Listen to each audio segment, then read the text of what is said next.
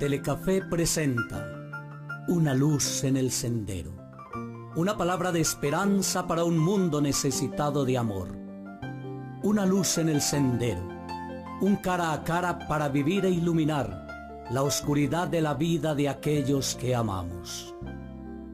Permíteme orar contigo. Presenta y dirige el Padre Pacho. Muy buenas noches, bienvenidos a nuestro programa Una luz en el sendero. Muchos manuales escolares para la convivencia escolar y en el ejercicio de los derechos sexuales proponen modelos abiertos y plurales de identidad, familia y paternidad, apoyados en el libre desarrollo de la personalidad. Consideran como modificables la orientación sexual y la personalidad. Por ello utilizan un lenguaje inclusivo de género, en el que cada quien puede expresar su inclinación sexual y cualquier manifestación afectiva debe ser respetada dentro de estos manuales de convivencia. Hoy es claro que aunque se respete el lenguaje inclusivo en nuestra sociedad y que en ningún momento se quiera atacar a personas que tienen una opción sexual diferente, tenemos claro no solamente desde lo ético, sino desde la ciencia, que dentro de una verdad objetiva, el diseño humano es ser concebido macho o hembra, siendo este principio evidente por sí mismo. La verdad no se negocia ni mucho menos sufre modificación alguna. Son muchas las legislaciones que defienden estos colectivos y el mismo catecismo de la Iglesia Católica precisa que deben ser acogidos con respeto, con compasión y delicadeza, pero al mismo tiempo se muestra no menos claro al tratar que estas acciones son contrarias a la ley natural porque no proceden de una verdadera complementariedad afectiva y sexual. ¿Cómo entender al interior de nuestros procesos de evangelización este lenguaje sin caer en exclusiones o rigorismos, permitiendo que a pesar de nuestras diferencias todos tenemos una dignidad que nadie, ni nuestras mismas opciones, aunque sean erradas, podrán arrebatarnos nuestra gran dignidad de ser hijos de un mismo Padre? Hemos invitado esta noche nuevamente al doctor Nelson Tobón López, quien ha escrito un libro muy interesante, Mi hijo o mi hija han salido del closet, ¿y ahora qué hago? Doctor, buenas noches. Buenas noches, padre. Muchísimas gracias. Muchas gracias por acompañarnos nuevamente al programa que ahora 8 días pues dábamos como unas pinceladas. Una recomendación podemos empezar para esos padres de familia que se encuentran viviendo esta situación en este momento y que no la entienden como cabalmente. Sí, padre, y quiero hacerlo en 2 partes. Una, como lo mencionamos en la semana pasada, en el anterior programa, acerca del cariño, del amor que debemos tener por los hijos, que eso es un hecho, es una realidad. A los hijos se les ama, a los hijos procuramos lo mejor para ellos. Sí, lo digo como padre, lo digo como abuelo, y sé que todos me pueden entender al respecto. Ahora, el hecho de que mi hijo tenga, o mi hija, tenga una diferente afectividad, una diferente manera de entender el amor, no lo descalifica como hijo. Y la esencia de la relación con el hijo se llama el amor filial, ¿sí? Entonces, si queremos, como padres, que esos hijos, hijas, tengan una oportunidad, una verdadera oportunidad de aceptación social y que ellos mismos se acepten, porque ahí hay una parte del problema, que ellos mismos se acepten. O sea, la esencia es el amor, la comprensión, la compasión, el compartir y el convivir. ¿Es posible seguirlos queriendo cuando estos presentan estas realidades afectivas? Es absolutamente posible, ¿sí? Y es algo que, por ejemplo, a través del diálogo, ¿sí? Ahora, cuando han ido a consulta, yo les trato de enseñar eso. Es más, se confunden, no están capacitados, pero bueno, hay capacitación para eso. Y podemos hacer una terapia de diálogo, ¿sí? Para que haya esa aceptación, porque eso aleja el peligro de que esos hijos caigan en aquellos vicios que son los que han generado este temor y este rechazo. Y es lo que yo le quiero preguntar. ¿Qué sucede en estos hijos cuando son rechazados por parte de su familia? Padre, que buscan donde los acojan donde los protejan. Y entonces caen a prostíbulos, caen a unos antros, hay que decirlo así, en donde ellos se reúnen a autoacompañarse, a respaldarse, y como no hay afectividad y no hay el respeto ni la comprensión, entonces buscan vías de escape. Por ejemplo, si tienen hambre y no tienen recursos, entonces pueden caer en la drogadicción, ¿sí? Y van cayendo a la misma necesidad y además el resentimiento y la vergüenza, todo eso obra degenerando la autoaceptación, entonces caen en la prostitución, ¿sí? Ahora, ese es el fenómeno.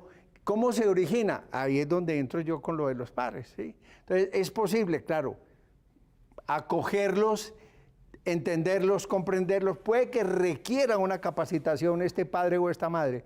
Puede que requiera una consejería y una orientación. Bueno, eso es lo que intento hacer. Ahora, no soy el único. Hay organizaciones, porque las encontré en España, en México, por lo menos de habla hispana, organizaciones orientadas a la capacitación de grupos humanos y de padres y madres para que podamos entenderlos, porque rechazarlos no soluciona nada y agrava el problema. Usted habla en el libro, doctor, de esa tendencia, preferencia, orientación, esa inclinación que pasa por un primer matiz y es el temor al que dirán. Yo me pregunto, en estos días, por ejemplo, tuvimos en Pereira, en muchas ciudades, sí, todas estas manifestaciones del orgullo gay, y terminan siendo como una manifestación casi desaforada de eso que llevan guardado y que no pueden expresar ni en su propia casa. Yo cuando miraba porque yo estuve al frente ahí del templo, donde pasó el desfile, pues todas esas expresiones que habían en estas personas que llenaron la Plaza de Ciudad Victoria, porque es un fenómeno que no es de minoría, esto está volviendo ya sí, casi de héteros y casi por igual, podríamos decirlo. Y siente uno que como que todas estas expresiones las quieren ellos desaforar, porque a veces hasta en la propia casa pues tienen como ese rechazo de que no querer presentar el hijo socialmente porque sienten vergüenza de ello. Tantos años de rechazo, tantos años de negación, de ocultamiento, de vergüenza, han generado una esencia de rebeldía.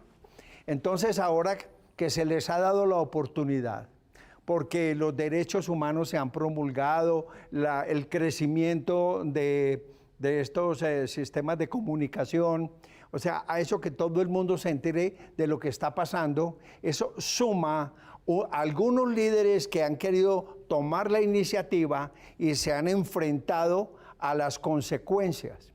Entonces, los que los siguen ven una oportunidad de desahogar toda esa rabia, todo ese rencor que han ido acumulando por esa negación, porque además las relaciones entre ellos, como siempre, han sido negadas, ocultas e ilegales. Entonces esto acumula, mire, créame, una bomba explosiva de rabia. Entonces se vuelven desafiantes. Sí, aquí estoy, ¿y qué? Es como el tipo de actitud, ¿no? Vea, de pura gana, chupe pues. O sea, es una cosa impresionante. ¿Por qué? Porque hace 20 o 30 años, no hablemos sino de esta parte, no fueron aceptados, no fueron acogidos, no fueron apoyados, no fueron protegidos y no fueron amados. Todo padre quiere lo mejor para su hijo, y aquello de que sean bien aceptados social y familiarmente. Todo padre quiere que su hijo sobresalga en lo académico, en su deporte, en una habilidad artística.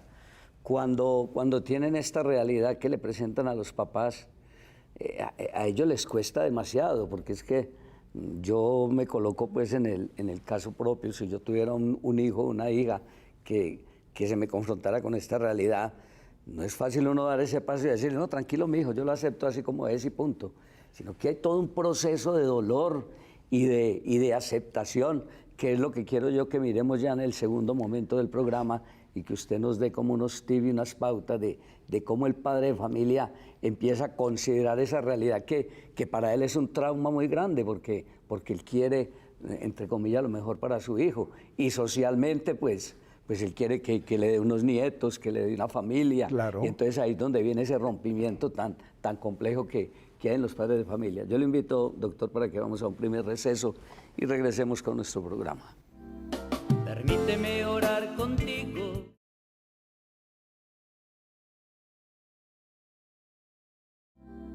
Permíteme orar contigo. No es fácil, doctor Nelson, que para un papá que aunque podía tener algún tipo de sospecha, pensaba aquello que lo que manifestaba su hijo era un cambio hormonal de adolescencia o por una moda determinada, algo pasajero muy complejo. Pero cuando ya llega el hijo y confronta al papá, le dice, papá, lo que tú estás sospechando es real. Ese primer momento es un choque muy complejo. Usted lo ha dicho, padre, no es fácil. No, es que no se trata de que sea fácil, porque no lo es. Ahora lo importante es posible, es posible. Y esa es la pregunta. O sea, ¿cómo puedo hacer? El subtítulo del libro, ¿y ahora qué hago? Yo le digo qué es lo que hace. Ahora, no es de aquí al fin de semana ni de aquí a diciembre.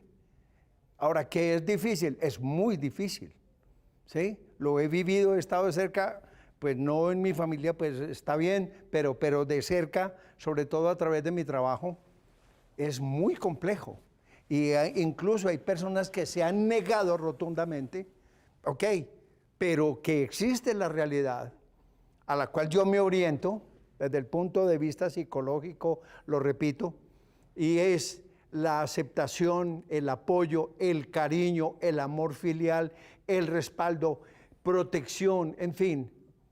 Vuelvo al punto, estamos hablando de amor filial independientemente de la identidad de su capacidad afectiva, ¿sí? No, es que no es fácil. Hay expresiones, y me encanta la anotación. Hay expresiones que yo he escuchado y usted yo sé también, y usted lo tiene aquí en el libro, de mamás que dicen, la prefiero muerta.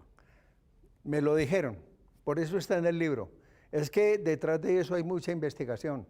Y hablé con padres y madres y hablé también con hijos rechazados, como también hablé con hijos que fueron aceptados, ¿sí? Y quienes dicen, valga la pena la anotación, decía, no, yo logré salir adelante gracias a que mi mamá o mi papá me dijeron, lo vamos a proteger y lo vamos a apoyar. Sobre todo porque entendieron que no es una enfermedad que se puede mejorar a través de medicamentos o tratamientos terapéuticos. Lo entendieron inteligentemente. Usted mencionaba ahora varios factores y hay uno que faltó y es madurez. Madurez para interpretar esto, que vuelvo al punto, no es fácil, ¿sí? Entonces, esos padres y madres que negaron, les generaron el problema. Los que los aceptaron, les dieron esa oportunidad de tener una vida cultural, social, artística, profesional, exitosa, porque lo hay. Y hoy en día los encontramos, ¿sí? A través de muchos medios, conocemos y lo aceptan. Tengo que mencionar, padre, la alcaldesa de Bogotá es absolutamente reconocida como perteneciente a esta corriente sociocultural, ¿sí? Independientemente de que lo haga bien o no, ese es un aspecto político, ¿sí? Es una mujer que ha hecho una carrera profesional exitosa. Para poner un ejemplo sencillo. Pero yo quiero anotar algo, padre. La connotación sexual. Es que no hablamos solamente de sexo, hablamos de género. Por eso en los términos que yo acuñé en el libro, es una diferente identidad afectiva. Mire, los heterosexuales también tenemos el sufijo sexual. Y no quiere decir que vivamos una sexualidad desaforada. pero se piensa que como el término inicial es homosexual, el primer término que agrupaba a lo que hoy en día se conoce como comunidad LGBTI y una serie de otras letras más, pero se hablaba simplemente de homosexualidad. Y la palabra sexualidad agregada creaba esa connotación de sexo desaforado e incontrolable. Y los heterosexuales también tenemos esa terminación en la palabra, pero no vivimos únicamente aferrados a la respuesta sexual. El hecho de que tengan una afectividad diferente no quiere decir que solamente su vida gire en torno al sexo. Tienen otros aspectos, tienen otras maneras de vivir, otros intereses. En las personas que se ocupan de labores artísticas, esa sensibilidad, ¿sí?, tiene una connotación femenina, o sea, una cierta capacidad de interpretar. Y pues no nos da el tiempo para exponerlo, pero artistas representativos a través de la historia, y hablo de más de 500 años, fueron reconocidos como homosexuales, que hoy se les llama LGBTI. Y existen artistas muy importantes. Hay 3 palabras que usted utiliza en el libro muy concretas: amarlos, comprenderlos y aceptarlos. Absolutamente, absolutamente. Padre, hace poco sucedía con las personas de color. Eran rechazados, eran negados, se les consideraba seres humanos de segunda clase. Hoy en día los tenemos en la familia, amigos, compañeros, vecinos, grandes profesionales, y ya hubo un presidente norteamericano también de color, lo que llaman afrodescendiente. Pero no hace mucho, es que no estamos hablando de más de 100 años, que es muy poquito en la historia. Las personas de color eran negadas. Ahora estamos hablando de personas que tienen una manera diferente de interpretar el amor. El amor, no el sexo. En esta guía para padres y madres, pues hay mucho tema que tratar, y si alguna persona quisiera tener el texto, pues no sé dónde lo podríamos conseguir. Pero miraba yo en la última parte, doctor, que usted habla como de unos pasos que como que viven los papás en todo este proceso. En el proceso de duelo, que primero se da el shock, luego se da la negación de la realidad, luego se da un tiempo como de silencio, luego se da como una especie de racionalización fatalista, y ya se empieza ya como a asimilar. ¿Por qué no hablamos en esta última parte del programa como de esos momentos que vive el padre o la madre de familia cuando se confronta con su hijo? Es que la idea del duelo, exactamente la idea del duelo que la hemos vivido, por ejemplo, normalmente frente a la muerte de un ser querido, hay un shock emocional y hay unas respuestas emocionales que incluyen depresión, en fin, y confusión. Aquí hay un shock emocional. Entonces yo digo, ayudémosles a vivir un duelo, porque cuando pasen la etapa del duelo, generalmente la última etapa se llama aceptación. Muy difícil, sí, yo nunca he dicho que es fácil. Entonces ahí viene una parte de la aceptación donde se incluye el diálogo. Y el diálogo tiene unos pasos, ¿sí? de crear un espacio en el cual diálogo es donde los dos podemos hablar. Un monólogo es cuando solamente lo que yo diga, como yo lo diga y a la hora que yo lo diga. Y así no es. Es un diálogo donde empezamos por respetar, entiéndaseme muy bien, respetar y aceptar la opinión de la otra persona. Ese es el primer paso, ¿sí? Luego, llegar a conclusiones válidas. No dejarlo en el aire, no, concluyamos algo.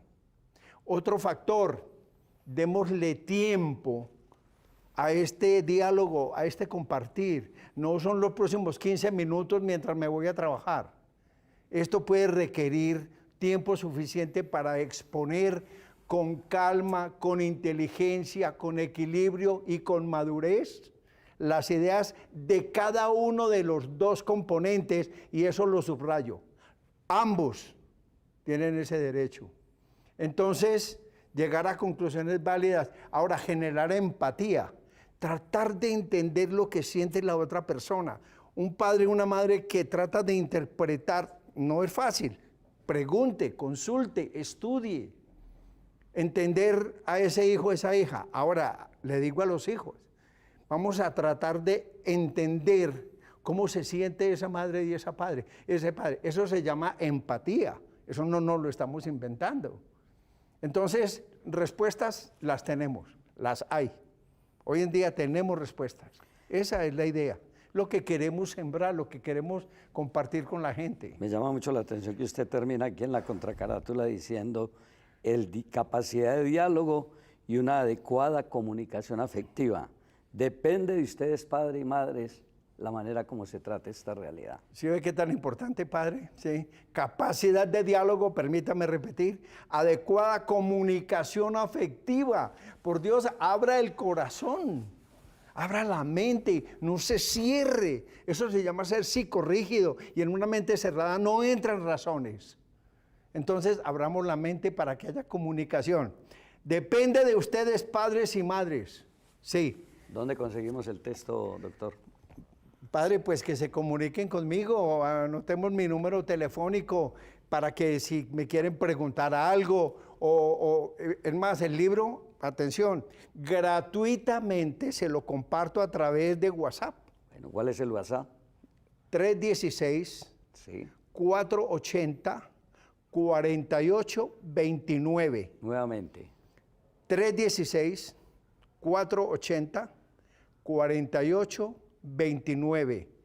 Yo les envío una copia del libro gratis, ¿sí? A través de WhatsApp. Ahora, si yo sé, a mí también me gusta el libro así en papel. Comuníquese conmigo y yo les hago llegar un ejemplar. Ese sí tiene pues un pequeño costo, ¿sí? Y donde miramos a ver cómo comercializarlo también. La idea es poder servir, para eso se hizo. Toda esta investigación y todo este trabajo se hizo para eso. Dios lo bendiga, doctor. Amén, Padre. A ustedes Con mucho agradecerles cariño. que nos hayan acompañado esta noche. Invitarlos para que mañana en este mismo canal, 7 de la mañana, la Santa Misa por Telecafé. Feliz noche para todos. Telecafé presenta Una luz en el sendero. Una palabra de esperanza para un mundo necesitado de amor. Una luz en el sendero. Un cara a cara para vivir e iluminar la oscuridad de la vida de aquellos que amamos. Permíteme orar contigo. Presenta y dirige el Padre Pacho.